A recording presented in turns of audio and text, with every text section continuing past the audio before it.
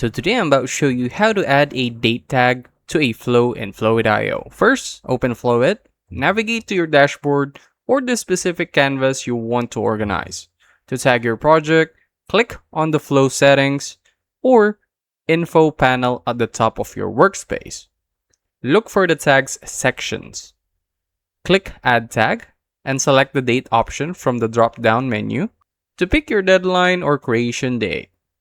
This date tag will now display directly on your dashboard thumbnail, letting you sort and filter your projects by timeline.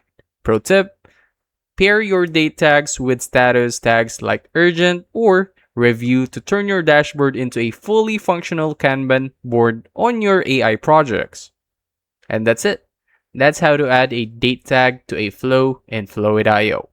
If this helped you out, make sure to like, subscribe for more quick tutorials like this, and comment down below what other topics you want me to break down next. I'll see you in the next one.